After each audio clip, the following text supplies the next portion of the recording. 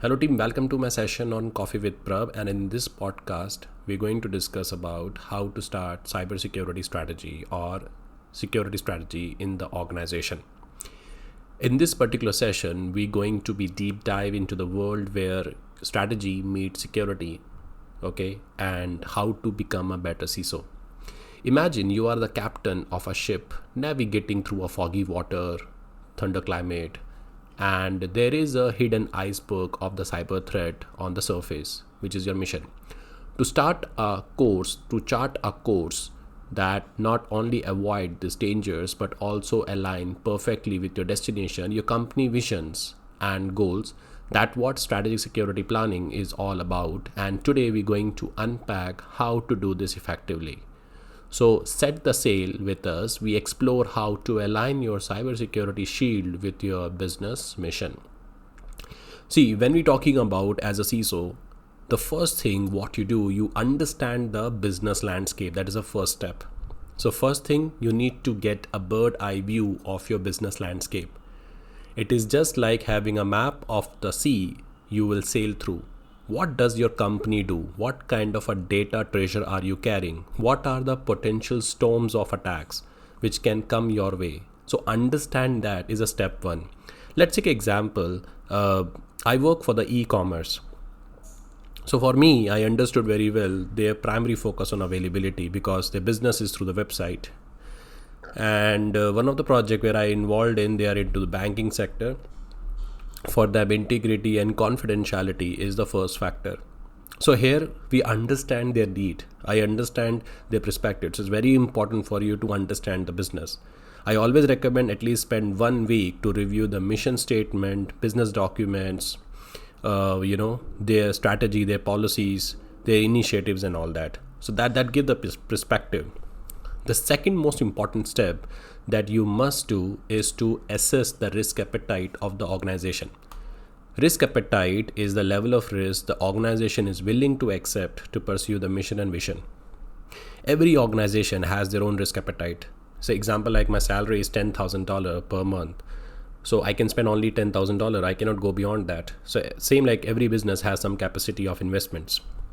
So if you talk about the startup, they have more opportunity. They take more risk. Okay, their risk tolerance is very high. On the other side, the established companies, their risk tolerance is very low. So it's very important for you to understand the risk appetite of the organization. So some are daring explore, willing to take on riskier routes for the greater rewards, while others are more like cautious merchant. So as a CISO, you have got to figure out the company risk appetite, how much risk is your company is willing to take, and then decide how big and strong your shield need to be. The third most important thing, you need to align with the company goals. That's the most important thing you have to do. Because when you're talking about the information security, it's not about only protecting.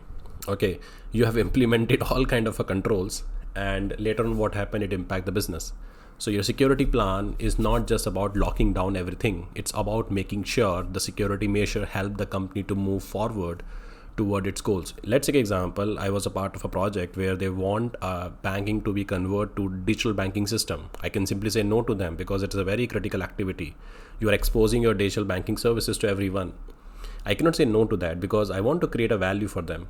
Okay, so it's very important for us to understand the perspective. Okay, so that's why we have to make sure our security strategy, whatever we are creating, it should be aligned with the organizational strategy and CIO. That is why, same like, we're talking about as a captain of the ship. It's like choosing a right sail for your ship. So they need to be strong enough to protect, but also allow you to catch the wind and sail toward your treasure. That's your business objective. The next important thing, you need to prioritize your resources. See, as I said, we have a 7 business.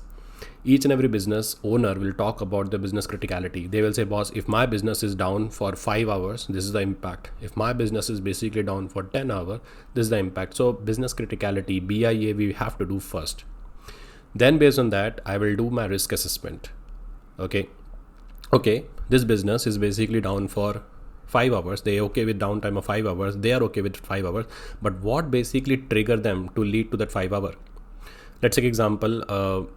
business owner of the corporate application, they're saying they're okay with except of downtime of 5 hours, but may have to make sure in 5 hours we have to restore the business.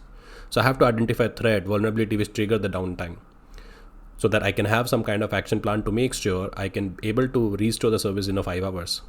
So that's why I'm doing a BIA to identify the criticality. Then I'm doing a risk assessment to identify threats. And according to that, I will prioritize my 5-year initiatives. So that's why resource prioritization is very important. Resources are just like your crews and supplies. So you got to prioritize them to make sure you are ready for the long voyage. What are the most critical assets that need the most protection, that we get visibility with the help of risk assessment BIA. Now, based on that, the final thing, you will craft your strategic plan. Now it's come time to chart your course, craft your strategic security plan. Your strategic security plan is a 5-year plan. This plan will be navigate the chart. This plan is basically navigate your strategy for next 5 year. What is the next 5-year plan? Like this year I'm planning a SOC. This year I'm planning a VAPT. Next year I'm planning to assess the maturity of that. Next year I'm planning for ISO certification. So every initiatives need to be captured in a strategy. It is so detailed that it should be mapped with the business objective. It is so detailed that it include what security measure you will take, how you respond to the threats, and how you will keep your organization secure. And so once you basically done with that, you will also introduce the metrics. So metrics are basically a KPI, KRI by which you assess the effectiveness of your strategy. And this is how you basically, plan your things. Do let me know how do you find this particular podcast, and do let me know, shall I make more small podcasts like that to engage more topic sessions and all that. This is your friend Prab Nair, and do subscribe to my channel and click on the bell icon to make sure you should not miss my future videos and audios. Thank you so much. Good day. Bye.